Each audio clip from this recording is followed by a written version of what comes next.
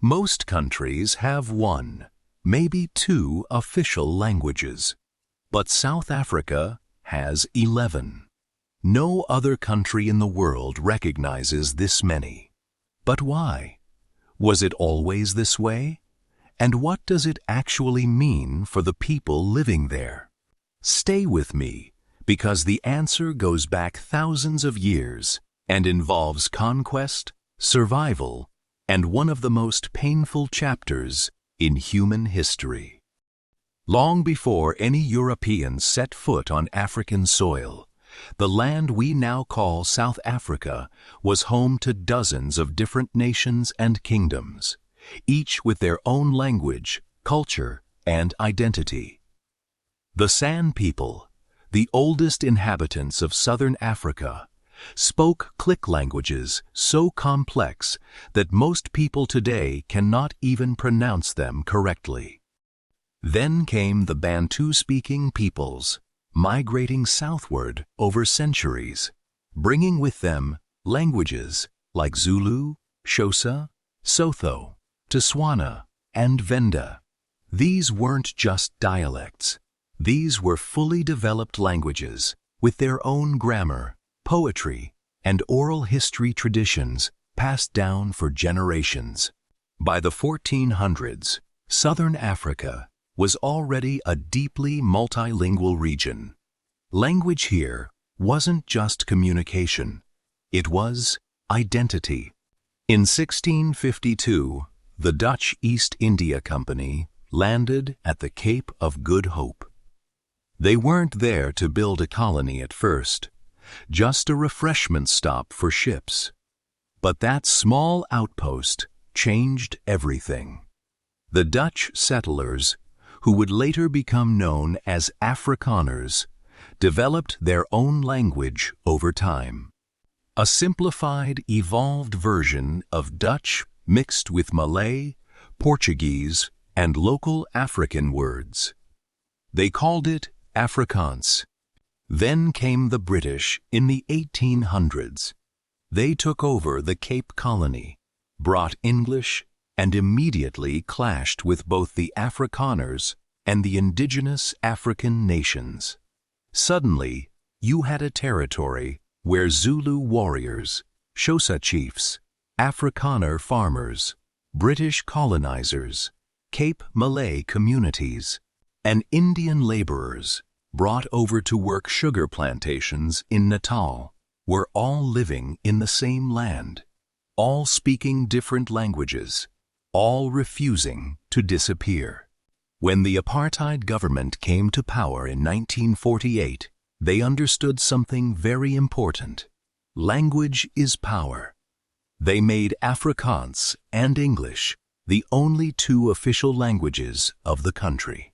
Every other language, Zulu, Xhosa, Sotho, Tswana, was treated as inferior, unofficial, unimportant.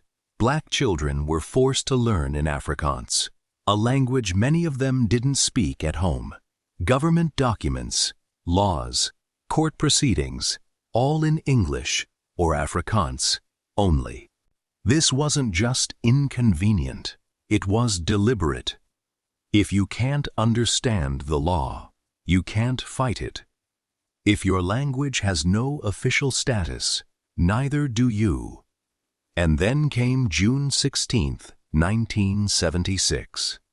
The government announced that black students in Soweto would now be taught mathematics and social studies exclusively in Afrikaans.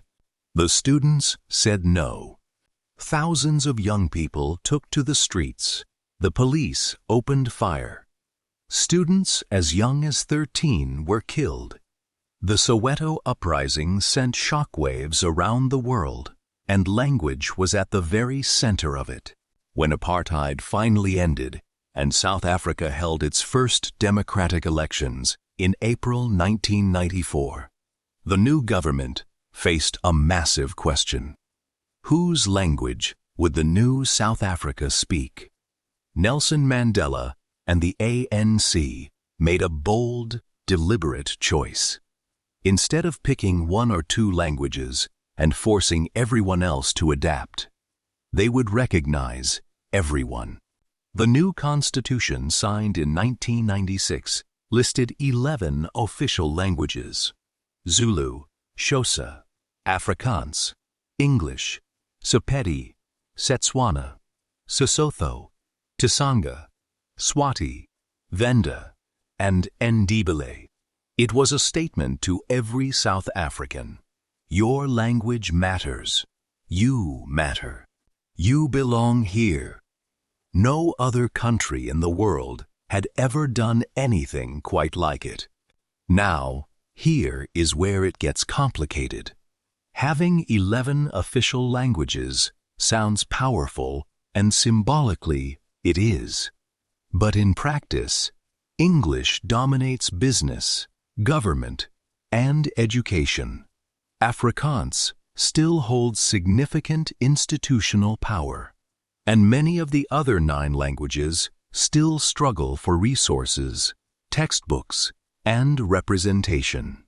Less than 30% of government services are consistently available in all 11 languages. Many South Africans still feel their mother tongue is treated as second class.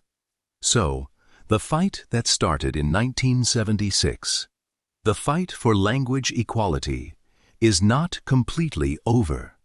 It just looks different now. South Africa's 11 official languages are not an accident or a quirk. They are the result of thousands of years of history, colonization, resistance, and a hard-won democracy that chose inclusion over convenience. Every language in that constitution represents a people who refuse to be erased. If you found this interesting, follow Mzansi Untold, because we are just getting started. The history they didn't teach you in school, we are telling it.